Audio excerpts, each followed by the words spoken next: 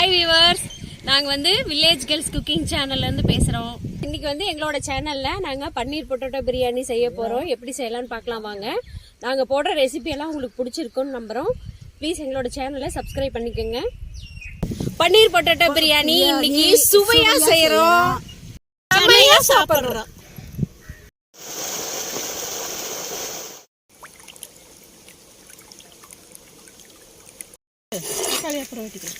அப்படியா?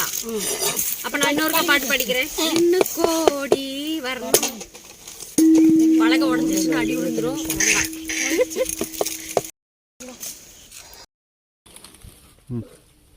என்ன வெங்காயத்தை அரிஞ்சுக்கலாம்.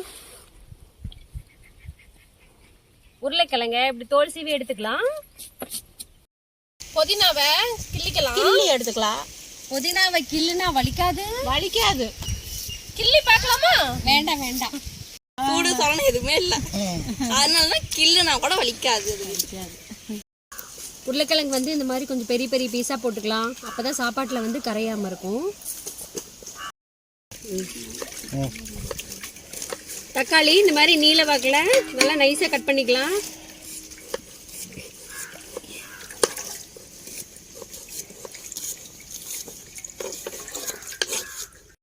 பன்னீர் வந்து இந்த மாதிரி கொஞ்சம் பெருசா ஸ்கொயர் ஷேப்ல கட் பண்ணிக்கலாம். அது எண்ணெயில போட்டு பொரிச்சு எடுத்து தான் பிரியாணியில போட போறோம். அதுக்கு எண்ணெய் ஊத்திக்கலாம். எண்ணெய் ஊத்திக்கலாம். போதுமா?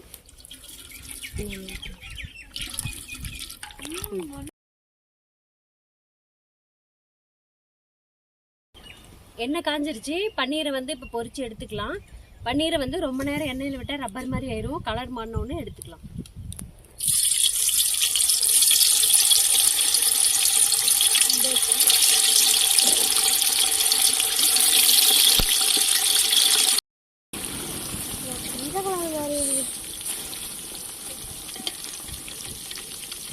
வந்து இந்த அளவுக்கு லைட்டா நிறம் மாறணும்னு எடுத்துடலாம்.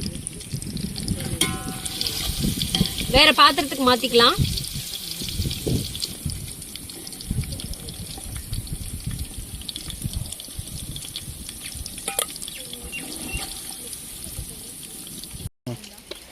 பன்னீர் பொரிச்சு எடுத்தாச்சு. அதே எண்ணெயில பட்டை வகைகள் எல்லாம் போட்டுக்கலாம். ஸ்டார் பூ, லவங்கப்பட்டை, கடல் பாசி, இதழ்,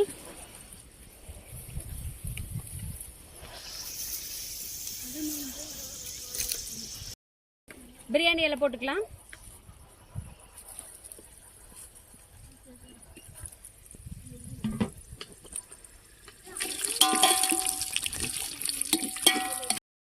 இஞ்சி பூண்டு பேஸ்ட் போட்டுக்கலாம்.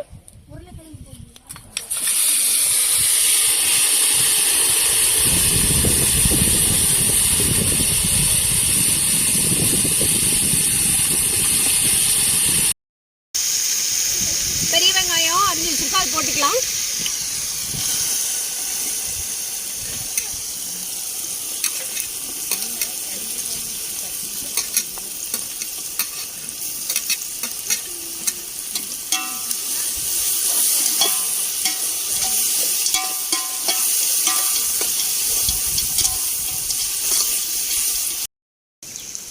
வெங்காயம் கொஞ்சம் நல்லா வதக்கிறதுக்காக தூளுப்பு கொஞ்சம் சேர்த்துக்கலாம்.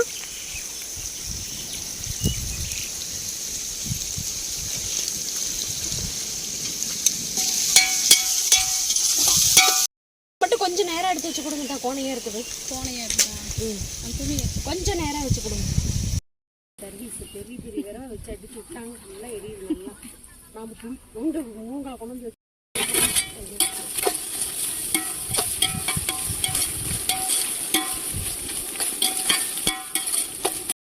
வெங்காயம் ரெடி ஆயிடுச்சு. தக்காளி போட்டு நல்லா வதக்கிக்கலாம். தக்காளி வெங்காயம் நல்லா அந்த மாதிரி வதங்கிடுச்சு. இப்போ வரமிளகாய் பொடி கொஞ்சம் போட்டுக்கலாம். காரத்துக்கு தகுந்த மாதிரி போட்டுக்கோங்க.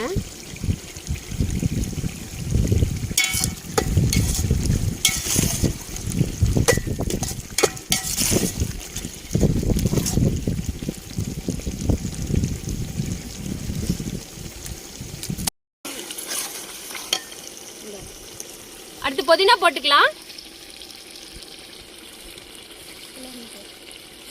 புதினா வந்து பிரியாணிக்கு கொஞ்சம் நிறையவே சேர்த்துக்கோங்க, நல்லா வாசனையா இருக்கும்.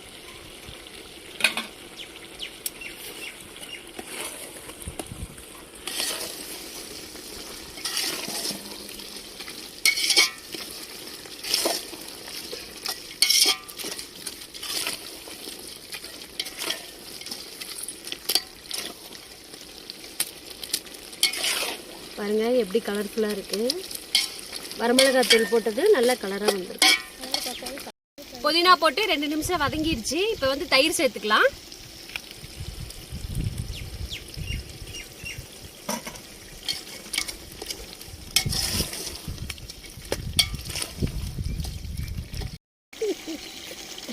தயிர் சேர்த்து 1 நிமிஷம் கலரியாச்சு. அடுத்தது வந்து உருளைக்கிழங்கு சேர்த்துக்கலாம்.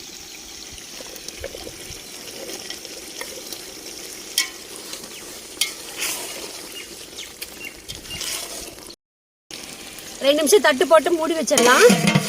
உருளைக்கிழங்குல அந்த ஃப்ளேவர் எல்லாம் கொஞ்சம் நல்லா இறங்கிட்டும்.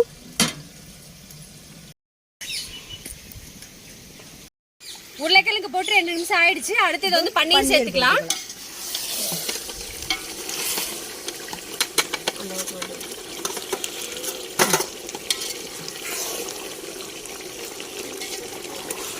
பன்னீர் சேர்த்ததுக்கு அப்புறம் இந்த கிரேவியை அழுங்காம கலக்கி விடணும், உடஞ்சிடக்கூடாது. அப்படியே லைட்டா இப்படி அடியில விட்டு இப்படி பரட்டிக்கங்க.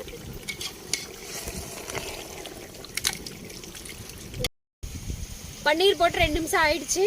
இப்போ வந்து ஓபன் பண்ணி தண்ணி ஊத்திக்கலாம்.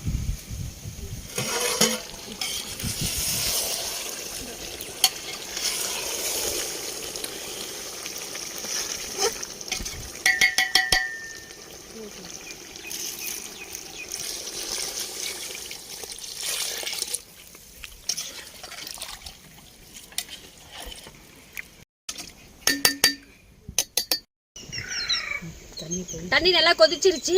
அரிசி போடுறதுக்கு உப்பு பார்த்துக்கலாம்.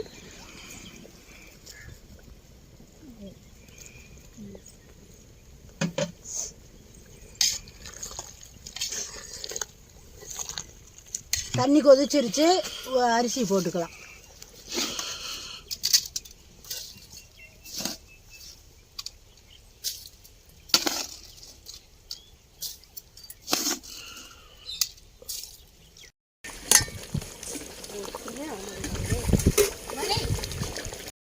அரிசியும் தண்ணியும் ஈக்குவல் பதம் வந்துருச்சு. இப்போ வந்து நெய் விட்டுக்கலாம்.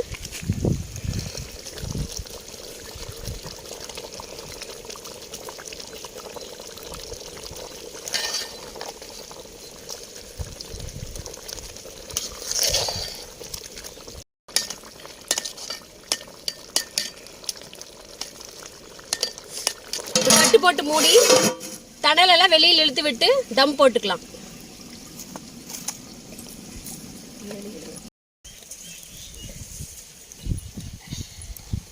தம் போட்டு எடுத்தாச்சு. இப்போ பிரியாணி நல்லா வந்திருக்கு. ஒரு கலரி எடுத்துக்கலாம்.